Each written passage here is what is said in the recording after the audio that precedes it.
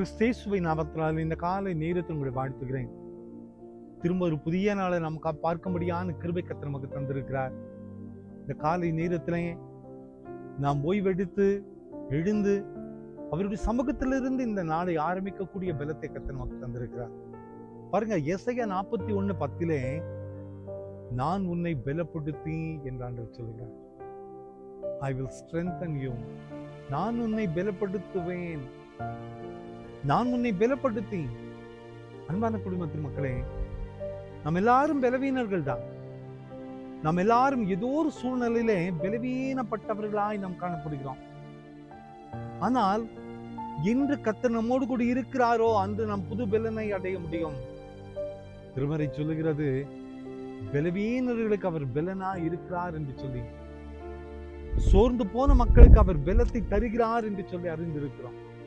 அந்த ஆண்டவர் தான் சொல்லுகிறார், நான் உன்னை பலப்படுத்தி, நான் உன்னை பலப்படுத்துவேன், நான் உன்னை திட்டப்படுத்துவேன், நான் உனக்கு சகாயம் செய்வேன். அன்பான குடும்பத்து மக்களே, கர்த்தர் நம்மோடு கூட இருக்கிறார் என்பதுதான் நமக்கு மிகப்பெரிய பலன். மிகப்பெரிய பலன். நம் ஆண்டவர் நம்மோடு கூட இருக்கிறார் என்று சொல்லுகிற அந்த செய்தி தான் நமக்கு மிகப்பெரிய நம்பிக்கையா இருக்கிறது. நம்ம எந்த சூழ்நிலையிலையும் யார்கிட்ட வேணாலும் நம்ம சொல்லலாம், கர்த்தர் என்னோடு கூட இருக்கிறார், என்னை பலப்படுத்துகிறார், என்னை பலப்படுத்துகிறார். நாம் இந்த வார்த்தையை சொல்லிக்கொண்டே இருக்கும்போது நம்மையே அறியாதபடி ஒரு பலன் நமக்குள் வந்துவிடும். ஏனென்றால் கர்த்தர் நமக்கு பலனாய் இருக்கிறார். அந்த ஆண்டவர் தான் சொல்லுகிறார், நான் உன்னை பலப்படுத்தி, நீ நடக்க வேண்டிய வழியை காட்டுவேன், நீ போக வேண்டிய பாதையை காட்டுவேன், உன் தடைகளை உடைத்து போடுவேன், நீ சோர்ந்திருக்கிற நேரத்துல எல்லாவற்றையும் என்னால் மாற்ற முடியும் என்று ஆண்டவர் சொல்லுகிறார்.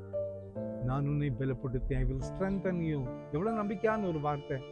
ஒருவேளை இந்த காலை நேரத்துல பலவீனம் பட்டவர்களாக நம்ம உணரலாம். எனக்கு பலனே இல்லை, சத்தமே இல்லைன்னு சொல்லி சோர்ந்து காணப்படலாம். ஏதோ ஒரு டிப்ரெஷன் நமது உள்ளத்துல மிகப்பெரிய அழுத்தத்தை கொண்டு நம்ம செயல்பட முடியாதபடி சோர்ந்து காணப்படலாம். ஆனால் எந்த ஒரு நிலையானாலும், எந்த ஒரு சூழ்நிலையானாலும் ஒரே ஒரு நம்பிக்கை, கர்த்தர் என்னை பலப்படுத்த முடியும் என்று சொல்லி நாம் சொல்லும் போது அவருடைய பிரசன்னத்தை உணர முடியும். அவர் நம்மை பலப்படுத்துவதை உணர முடியும். அவர் நம்மை அழகாக நடத்தி கொண்டு செல்வதை உணர முடியும்.